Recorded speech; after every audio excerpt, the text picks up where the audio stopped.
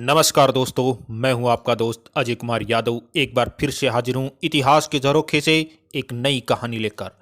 भारत की प्राचीन पवित्र नगरी उज्जैनी, जो क्षिप्रा नदी के किनारे स्थित है।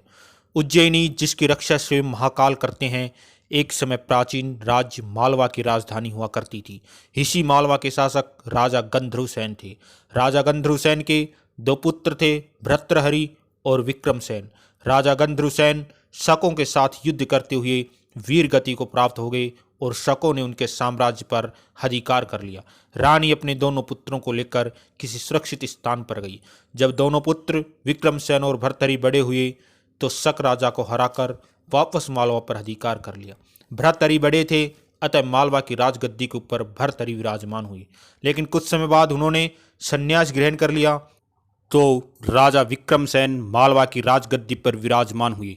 विक्रमसेन ने एक बड़ी सेना का निर्माण किया और शकों के खिलाफ देशव्यापी अभियान चलाया और 57 ईस्वी पूर्व भारत भूमि को शकों के आधिपत्य से मुक्त करा दिया और उनकी प्रजा ने उनको विक्रमादित्य की उपाधि प्रदान की। शकों को हराने के उपलक्ष्य में उन्होंने 57 ईस्वी पूर्व विक्रम संवत का प्रारंभ किया। राजा वीर विक्रमादित्य ने भारत भूमि के सभी योद्धाओं को, सभी जनजातियों को इकट्ठा किया और एक विशाल सेना का निर्माण किया। कालिदास के अनुसार उनकी सेना में 3 करोड़ से अधिक सैनिक थे, तो 25,000 से अधिक हाथी थे, तो 17,000 से अधिक रथ, घुड़सवार इत्यादि सैनिक थे। राजा विक्रमादित्य ने पूरी भारत भूमि को एक सूत्र में पिरोने के बाद उन्होंने ईरान, इराक, अरब, मिस्र, बांग्लादेश, पाकिस्तान, म्यांमार तक अपने साम्राज्य का विस्तार किया। चक्रवर्ती सम्राट विक्रमादित्य का सविस्तार वर्णन भविष्य पुराण और स्कंद पुराण में मिलता है। विक्रमादित्य के बारे में प्राचीन अरब साहित्य में भी वर्णन मिलता है। उस वक्त उनका शासन अरब तक फैला था। इतिहासकारों के अनुसार उज्जैन के सम्राट विक्रमादित्य का राज भारतीय महाद्वीप के अलावा ईरान, इराक, अरब, तुर्की, मध्य एशिया तक विस्तृत था।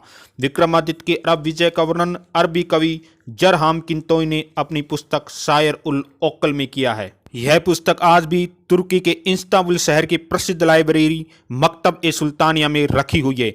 इसमें महाराज विक्रमादित्य से संबंधित एक शिलालेख का उल्लेख मिलता है, जिसमें कहा गया है कि वह लोग बहुत भाग्यशाली हैं जो इनके राज में जन्मे और सम्राट विक्रमादित्य के राज में जीवन व्यतीत किया। महाराज अत्यंत दयालु, कर्तनिष्ठ और उदारशील शासक थे जो सभी के कल्याण के बारे में सोचते थे। उन्होंने अपने पवित्र धर्म को हमारे देश में फैलाया और सूर्य से भी तेज विद्वानों को हमारे देश में भेजा ताकि यहाँ शिक्षा का प्रचार प्रसार हो सके। विक्रमादित्य के दरबार में नवरत्न रहते थे, जो धनवंतरी, छपनक, अमर सिंह, शंकु, बेताल भट्ट, गटखरपर, कालिदास, वराहमिहिर और वरुरुचि थे, जो अपने क्षेत्र के उच्च कोटि के विद्वान, राजनीतिक, आयुर्वेदाचार्य, गणितीय विज्ञान के प्रकांड पंडित थे। सिंहासन 32 और बेताल 25 में उनके शौर्य की कथाएं भरी पड़ी हैं।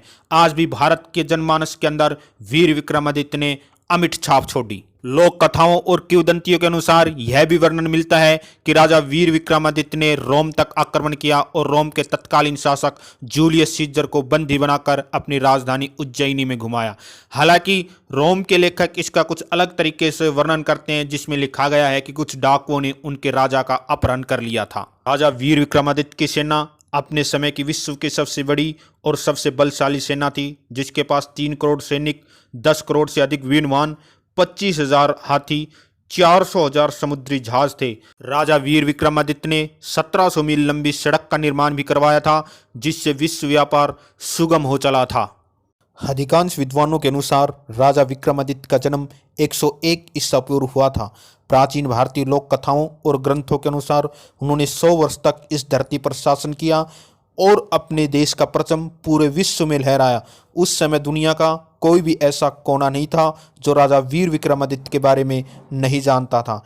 ऐसे महान सम्राट को भारत की पाठ्य पुस्तकों में सम्मिलित किया जाना चाहिए। प्रिय मित्रों, आज का वीडियो कैसा लगा कमेंट करके बताएं। वीडियो को लाइक करें, चैनल को सब्सक्राइब करें, अपने भाई को इसी तरीके से सपोर्ट करते रहें। जय हिंद, जय भारत।